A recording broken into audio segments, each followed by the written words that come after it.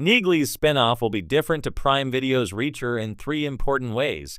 Amazon Prime Video's Reacher has become a fan-favorite action thriller series, thanks largely to its faithful adaptation of Lee Child's iconic novels and Alan Ritchson's towering performance as Jack Reacher. But while Reacher himself may be the focus, there's one supporting character who's proven to be an essential and increasingly beloved part of the franchise, Frances Neagley. Introduced as a recurring figure in the novels and played by Maria Sten in the series, Neagley stands out for her competence, loyalty, and mysterious past. Now, with a Neagley spin-off officially in the works, fans are eager to know what it will look like and how it will differ from Reacher. The Neagley-led series is shaping up to be more than just a Reacher copycat.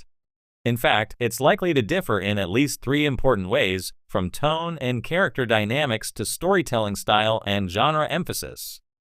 These changes could make the Neagley spin-off a refreshing companion piece to Reacher, one that deepens the franchise without retreading old ground. Here's a creative deep dive into the three major differences we can expect from Neagley's upcoming series and why they matter. 1. A psychological thriller over a physical one. Where Reacher thrives on bronze, brute force, and brutal justice, Neagley's show will lean more towards psychological tension and cerebral conflict. Reacher is a physical presence, his fights are legendary, his strength intimidating, and his code of justice non-negotiable. He walks into a room and things start to shake. Neagley, by contrast, operates in the shadows. She's not about spectacle, she's about precision. A Neagley spin-off has the opportunity to embrace a more spy thriller or espionage procedural tone, akin to something like The Americans, Killing Eve, or even Homeland.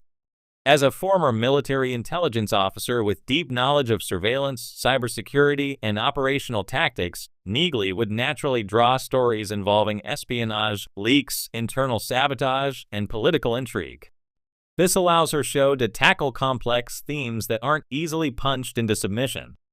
Neagley may solve problems with a laptop or psychological insight before ever throwing a punch. Expect fewer bar fights and more whispered betrayals, coded messages, and tense interrogations. And when she does fight, which she absolutely can, it will be tactical, clean, and ruthlessly efficient. In other words, Reacher is brawler noir. Neagley will be spy noir. 2. A woman-centric world in a male-dominated universe.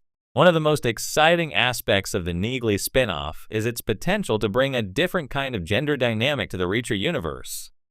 In the main series, Jack Reacher often enters spaces alone, drifting into towns and disrupting systems built by corrupt men. While there are female characters, some excellent ones, they are often temporary, romantic, or reactive. Neagley's story gives us the opportunity to center a woman not just as the protagonist, but as the one shaping the narrative on her terms. She's not a sidekick. She's not a romantic interest. She's a force in her own right. That distinction matters, and it's likely to reshape how the show treats everything from relationships to mission structure. In Reacher, Reacher often travels solo, but Neagley works in a networked environment. As seen in Season 1, she's adept at organizing people, creating operations, and coordinating with a team. That means her spin-off could feature a recurring ensemble cast, possibly made up of a mix of men and women from intelligence, tech, and special ops backgrounds.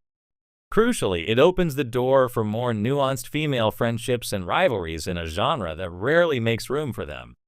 We might even see Neagley mentoring a younger generation of operatives, especially women, who have to navigate a military-industrial complex still heavily coded in masculinity. Her experience as someone who's chosen to be alone, not because she has to, but because of trauma and choice, offers rich emotional soil to explore gender, power, and the loneliness of hypercompetence.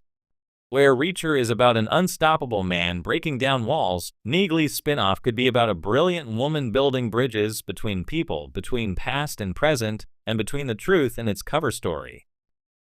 3. The emotional core will be deeply internal. One of the trademarks of Jack Reacher as a character is his stoicism. He doesn't reflect much, doesn't regret, and doesn't need anyone. That's part of his mythos, and it works for the kind of Western hero he embodies. But Frances Neagley is different. In the books and in the show, she is haunted. Neagley suffers from haphophobia, a psychological condition that makes her averse to being touched. While Reacher referenced this in subtle ways, a spin-off would have the space to explore it more fully, along with the trauma that caused it. That immediately creates a different kind of emotional tension. Her conflict isn't just with the world, it's within herself.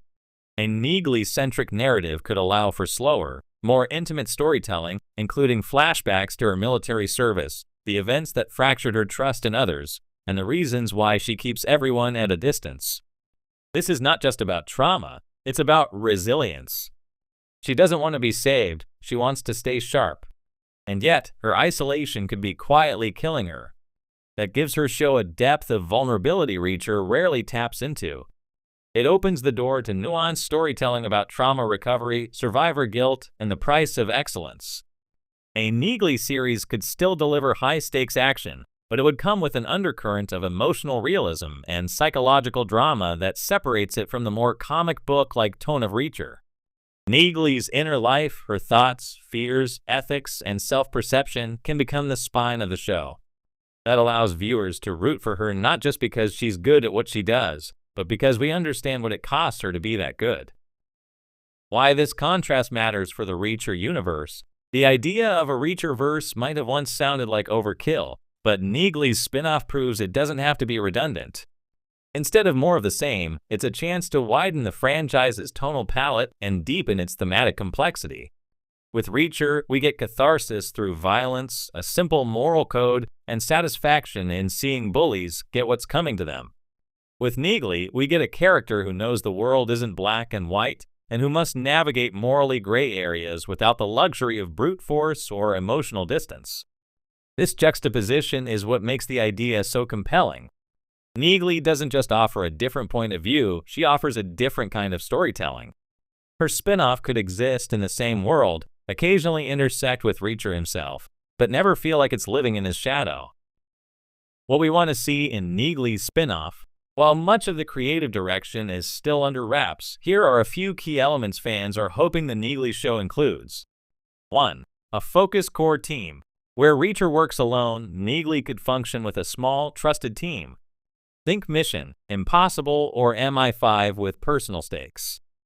Building that dynamic will not only offer plot complexity, but also deepen Neagley's interpersonal growth.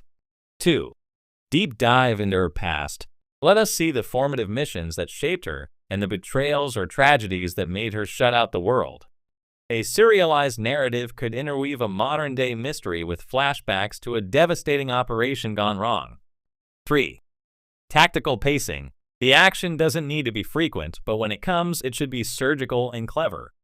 Think Zero Dark 30 rather than John Wick. Neagley doesn't win with brute strength. She wins with foresight. 4. Surveillance culture and ethical dilemmas.